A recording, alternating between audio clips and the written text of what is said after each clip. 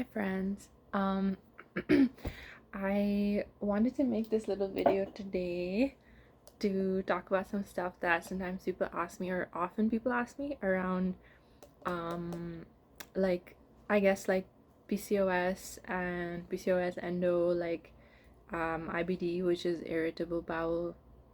inflammatory bowel disease, which is different from IBS, which is irritable bowel syndrome.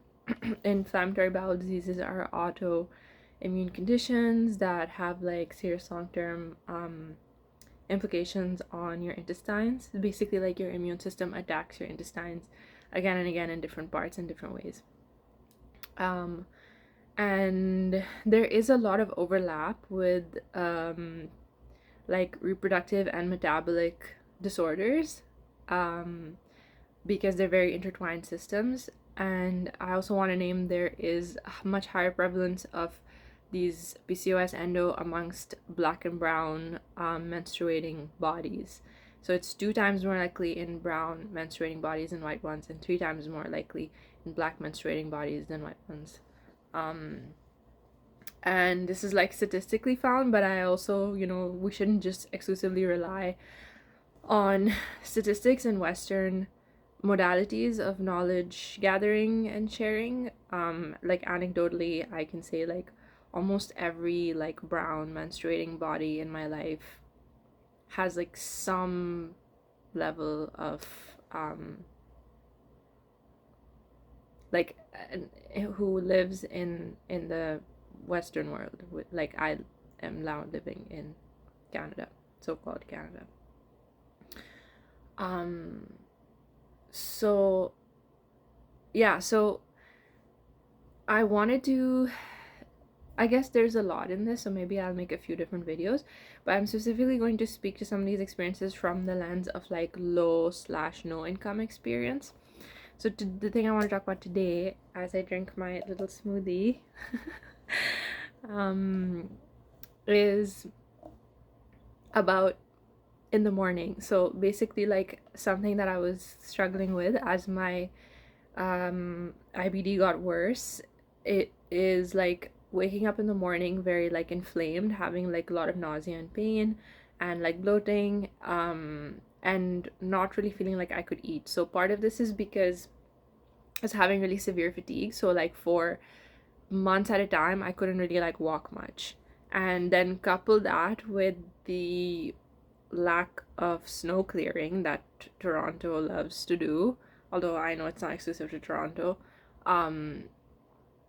there's just nowhere to walk. So like, as a low income person, maybe you live just in a room. You can't just like, you can kind of walk around in your room, but your body just needs a certain level of like stimulation and activity. Tied into this is also like a lot of people in Canada have really low vitamin D, and it's shrugged off as this very normalized thing because it's like, oh, everyone has low vitamin D. This is like intersectionally misogynistic and racist thing, because like vitamin D, especially for those people who come from like sunny parts of the world, people who are like more melanated, there is like our bodies are like evolutionarily accustomed to having a certain level of vitamin D. Like we need that in our body.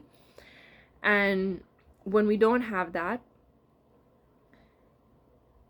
it, again, makes sense why these health issues arise more in those bodies, right? There are many reasons for those health issues, but like, so I wanted to also share one thing that vitamin D, they tell you like, oh yeah, it's low for everybody, just take the supplements. Not everybody's body is absorbing it from the supplements. They also make you pay to get your vitamin D tested, and they make it like, oh yeah, it's fine, it's probably low, but it's fine. You should definitely get it tested, especially if you're a menstruating body. Ask for that vitamin D requisition, even if the doctor is like, oh, it's always low for everybody, or like you're gonna have to pay extra. Say it anyway, advocate for that when you go to your GP, when you go to any kind of healthcare professional who can give you that requisition. Like you have to go to a GP or a specialist. You can't just get it from a pharmacy, I believe.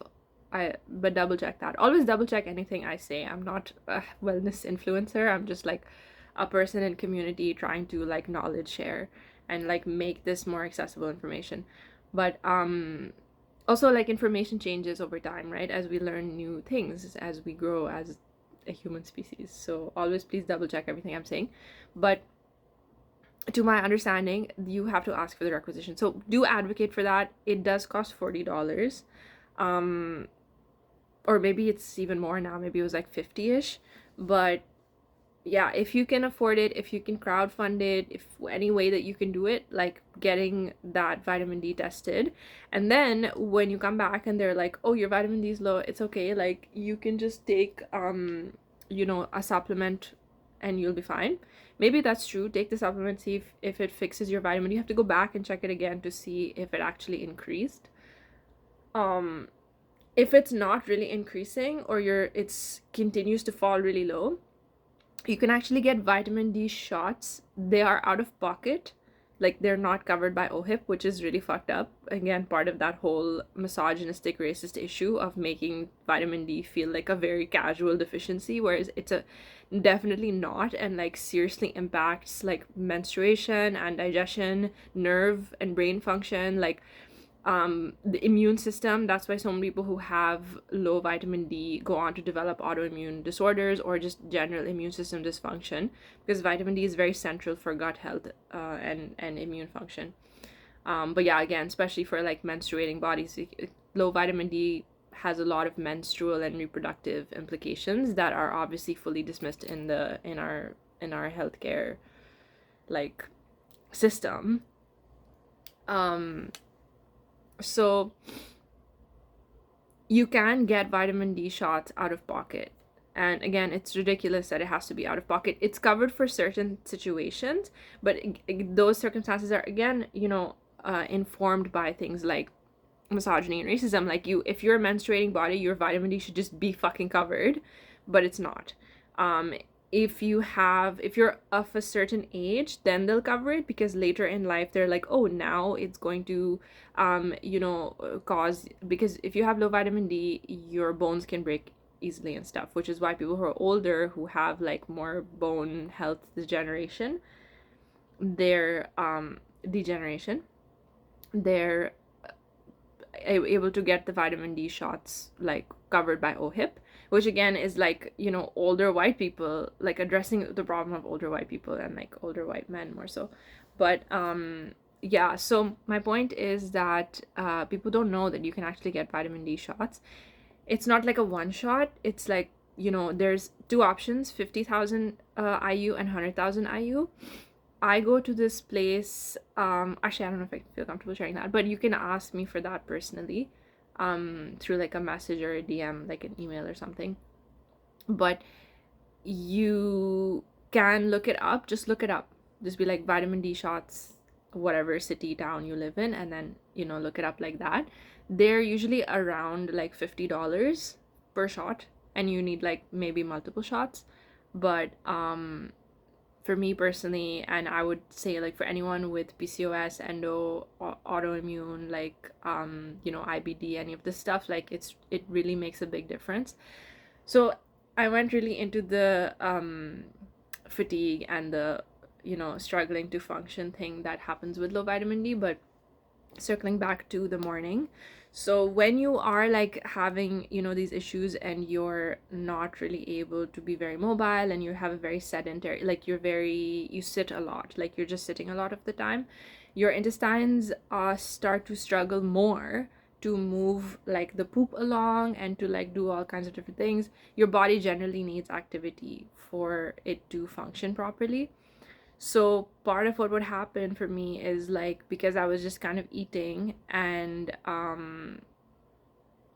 not really moving, my appetite and my whole body was like becoming really nauseous and bloated and gross, and like not able to do digestive functioning properly. And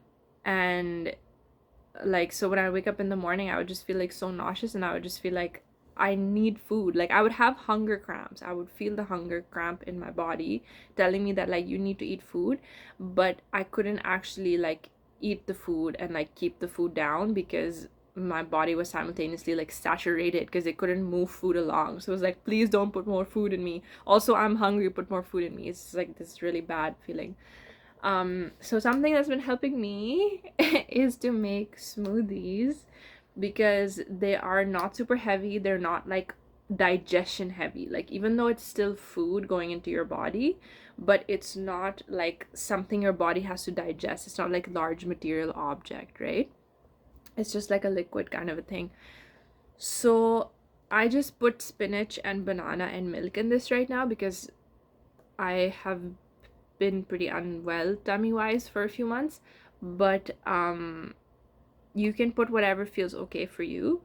Yeah, I would say, so a note on banana. So when you have PCOS, your over time your metabolic function is like operating in various different ways that you need to minimize sugar spikes. So you need to prevent, like, avoid eating foods that instantly spike your sugar.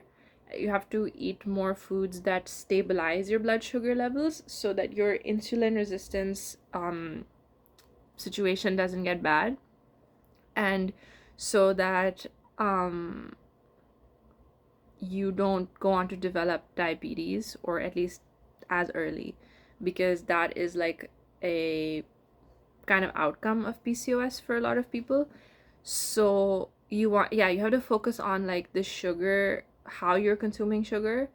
So that can mean like, swapping out, like removing sugar, like things like sugar and honey. They will like instantly spike your blood sugar. You almost be like buzzing or like activated, and there's a crash because your sugar goes up really suddenly, and then it's like boom. So you need to eat foods that are metabolized slowly, that it releases the sugar into your bloodstream slowly. Banana is not one of those, I believe. Banana is metabolized like more quickly. I want to say apple. You can look it up. Just look it up to see like which ones. For me, banana is feeling okay sugar spikes wise right now, so I'm eating it. I would strongly advocate for sweet potato. Sweet potato is good for a lot of people with the blood sugar stabilizing. So like you can put sweet potato just with your food. Just boil sweet. I just like always have sweet potato boiled at home now. Like pretty much if I can afford it, there's sweet potato at home. Yeah, so that's what I kind of wanted to say about smoothies in the morning. And I ended up saying a bunch of other stuff, which is a good thing. I had one more thing to add.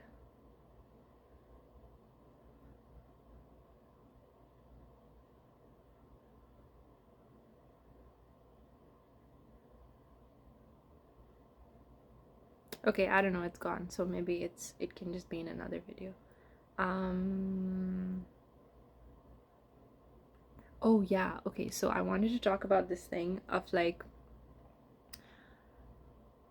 as a low income person, as a no income person sometimes, who has for the last few years now like navigated chunks of time where I just didn't have food, like I didn't have access to food.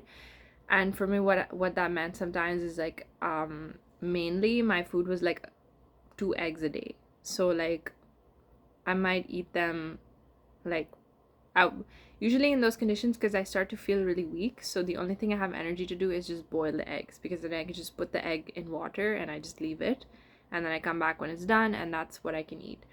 So over the last 2 years, because like not being able to eat food has been associated with not having money, and that's usually associated with a lot of other stress, like am I gonna be homeless, like where will I live, like how will I function, it's extreme stress, like extreme stress.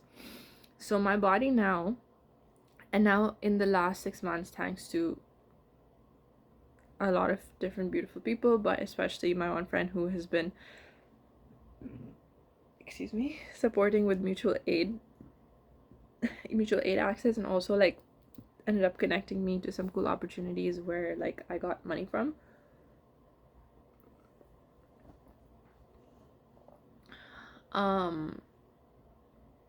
I've been able to access food relatively consistently for a few months. Food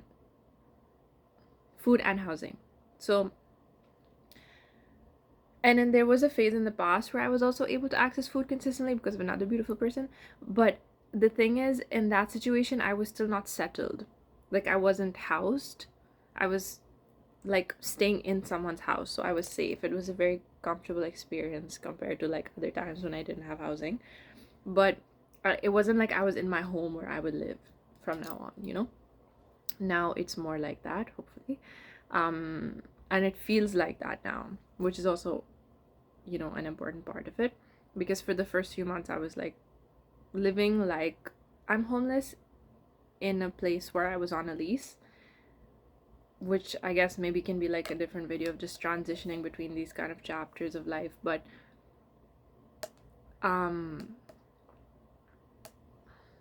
my body now, because of those few years of just like not having access to food at times when I just didn't have money, it registers not eating as a threat. So even now, if I'm like, just, you know, I took an ill-timed nap and I woke up and now I haven't eaten for like a little too long and my stomach is having hunger cramp, it instantly launches my whole body into like a very activated state where it's just, even though in my mind I know I'm like, okay, it's okay, I'm just gonna eat food, but physically, like, in my body, I can just feel that fight or flight getting activated where it's like, oh my god, we're gonna be homeless, we're not gonna have food for so many weeks. And it's like, it's okay, like the food is gonna come, maybe tomorrow, maybe there's a hungry few days, maybe there's a hungry day or so, you know. I haven't really had like a hungry few days, maybe like 2. But I wanted to talk about that because what I started doing from that behavior, even this is in the last time when I had access to food, I was just eating in a really panicked way. So like when I would have, because for so many years I would like have food in bursts. So in those bursts where I would have food, I would just eat a lot of food voraciously. And I was writing about this one time, it feels like when you're hungry for a long time and then you start eating again, it feels like you're eating those meals first. Like your body needs to eat in a way where it's like eating the missed meals. You're not even experiencing the present meal, you're actually just experiencing the missed meals for a while, and you're just like eating as though you're catching up to, you're eating for like 5 weeks in one meal. And it's not necessarily just about the quantity, like you're eating too much at a time. It's about the way you're experiencing the act of eating and consuming and digesting. There's like this panic and fear and scarcity and urgency and like instability. And I think that like really fed into my autoimmune disorder, because it's like I was eating in this panicked way that was not affirming like access to food for me. And so then I was overwhelming my body, because like if you're not eating properly for many weeks or like a month or something, your stomach kind of shrinks, your body shifts, like usually you develop acid reflux issues. Like the way your digestive system is functioning is as a person who only eats like a little bit a day. And so putting all that food in suddenly when your body has now shifted into that fasting kind of state is kind of bad for you. It's kind of dangerous, right?